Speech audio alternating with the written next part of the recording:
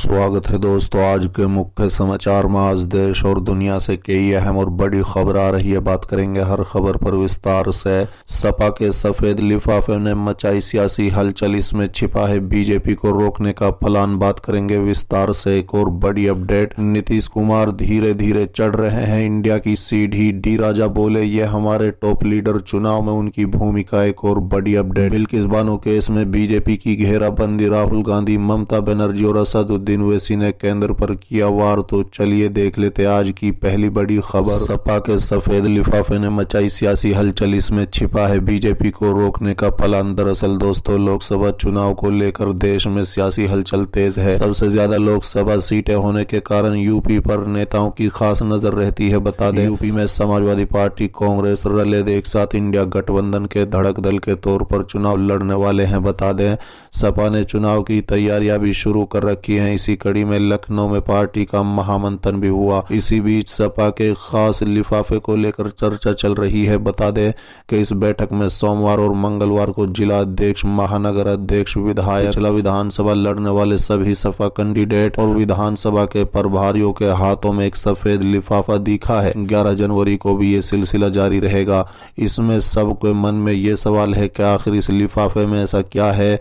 सूत्रों की माने तो इसमें 2024 के चुनाव का मंत्र है।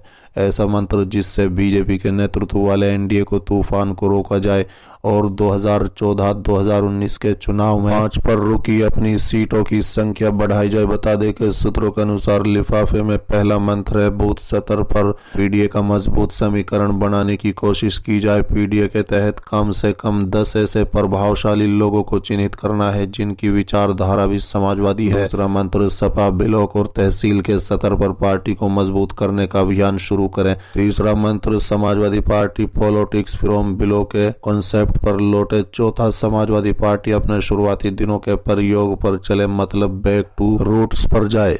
समाजवादी पार्टी बनने के बाद मुलायम सिंह यादव ने ब्लॉक और तहसील स्तर पर कार्यकर्ताओं को पार्टी से जोड़ा और सपा के कार्डर बेस्ड पार्टी बनाया। बता दें कि 5वां सूत्र, सपा ब्लॉक इकाई गठित करे, सभी स्थानों पर ब्लॉक अध्यक्ष नियुक्त करे और इकाई अध्यक्ष बनाए। छठा मंत्र, पार्टी संगठन की निगरानी के लिए सभी जोन में प्रभारी बनाए। 7वां मंत्र, अयोध्या राम मंदिर के सवाल पर बोलने से बचे और बोलना हो तो कहें कि हमारा भगवान तो पीडीए है। सूत्रों के मुताबिक 8वां मंत्र है, दूसरी पार्टी को मजबूत नेताओं की तलाश कर उन्हें पार्टी से जोड़े। 9वां मंत्र, दलितों के घर घर जाएं और जाकर उनके घर रात्रि विश्राम करें। 10वां मंत्र, श्रवण और खासकर ब्राह्मणों को जोड़ने के लिए ब्राह्मण नेता ब्राह्मणों के गांव जाकर उनके घर रात्रि विश्राम करें। चलिए अगली खबर, बिल्किस बानो केस में बीजेपी की घेराबंदी, राहुल गांधी, ममता बनर्जी और असदुद्दीन ओवैसी ने केंद्र पर किए वार। दरअसल दोस्तों, बिल्किस बानो केस में सुप्रीम कोर्ट ने फैसला सुनाते हुए गुजरात सरकार के फैसले को गलत बताया है। 2002 गुजरात दंगे में बिल्किस बानो के साथ गैंगरेप हुआ था। उनके परिवार के 7 सदस्यों की हत्या कर दी गई थी। इस मामले में 11 दोषियों को सजा में छूट दी गई थी। राज्य सरकार के फैसले को सुप्रीम कोर्ट ने रद्द कर दिया है और दोषियों को 2 हफ्ता के अंदर आत्मसमर्पण करने को कहा है। बता दें कि फैसले के बाद विपक्षी दल बीजेपी को घेर रहे हैं। ऑल इंडिया मजलिस इत्तेहादुल मुस्लिमीन के चीफ असदुद्दीन ओवैसी ने मांग की कि केंद्र और गुजरात की बीजेपी सरकार बानो से माफी मांगे। वहीं कांग्रेस नेता राहुल गांधी और महासचिव प्रियंका गांधी ने बीजेपी पर निशाना साधते हुए कहा है कि न्याय की जीत हुई है। कांग्रेस नेता राहुल गांधी ने बीजेपी पर हमला करते हुए कहा है कि चुनावी फायदे के लिए न्याय की हत्या हुई। उन्होंने कहा है कि न्याय की हत्या की पवित्र लोकतंत्र स्वास्थ्य के लिए खतरनाक है।